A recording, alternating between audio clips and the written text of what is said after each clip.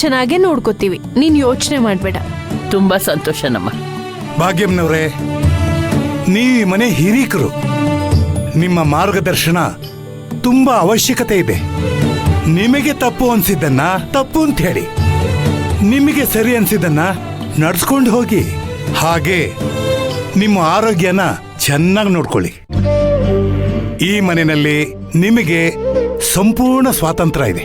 ಆಗ್ಲಿ ಯಜಮಾನ್ರೆ, ನೀವು ನನ್ನ ಮೇಲೆ ಇಷ್ಟೊಂದು ಪ್ರೀತಿ ಗೌರವ ಇಟ್ಕೊಂಡಿದ್ದೀರಲ್ಲ, ಅದೇ ಸಂತೋಷ ನನಗೆ. ಇಲ್ಲಿ ಯಾರ ಮೇಲೆ ಯಾರಿಗೂ ವೈಮನಸ್ಸು ಬರೋದಿಕ್ಕೆ ಸಾಧ್ಯನೇ ಇಲ್ಲ.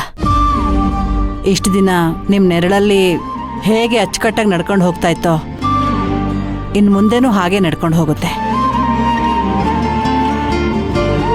ನೀವು ನಿಶ್ಚಿಂತೆಯಿಂದ ಹೋಗಿ ಬನ್ನಿ.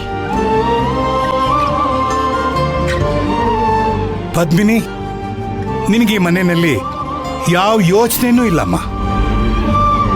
ನಿನಗೆ ಅಣ್ಣ ಇದ್ದಾನೆ, ಸುರಭಿ ಇದ್ದಾಳೆ. ನೀನೆಲ್ಲಾದ್ರೂ ಹೋಗಿ ಬರ್ಬೇಕು ಅಂತಂದ್ರೆ ನಿನ್ನ ಕರ್ಕೊಂಡು ಹೋಗೋದಕ್ಕೆ ನಮ್ ಗೋಪಾಲ ಇದ್ದಾನೆ. ನಾವಿಲ್ಲ ಅಂತ ಬೇಜಾರು ಮಾಡ್ಕೋಬೇಡಮ್ಮ. ನಿನ್ನ ಆರೋಗ್ಯದ ಕಡೆ ಗಮನ ಕೊಡು. ಸರಿ ತಾತ. ನಾವ್ ಹೇಗಿದ್ರು ಊರಿಗೆ ಹೋಗ್ತಾ ಇದೀವಿ. ನಿನ್ ಮನ್ಸಲ್ಲಿ ಏನೇ ಬೈಕೆ ಇದ್ರು ಹೇಳ್ಬಿಡು, ಮನ್ಸಲ್ಲಿ ಇಟ್ಕೊಂಡು ಕೊರಗಬೇಡ.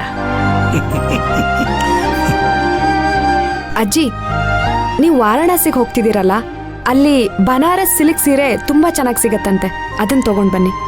ಖಂಡಿತ ತಂದ್ಕೊಡ್ತೀನಿ. ಏರುಕು, ನೀನ್ ಬರೀ ಆಫೀಸ್ ಕೆಲಸ ಅದು ಇದು ಅಂತ ಓಡಾಡ್ತಿರ್ಬೇಡ.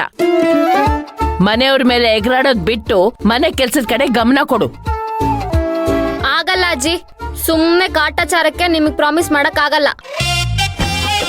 ನಾನೇನು ನನ್ನ ಕ್ಯಾರೆಕ್ಟರ್ ಏನು ಅಂತ ನಿಮಗೆ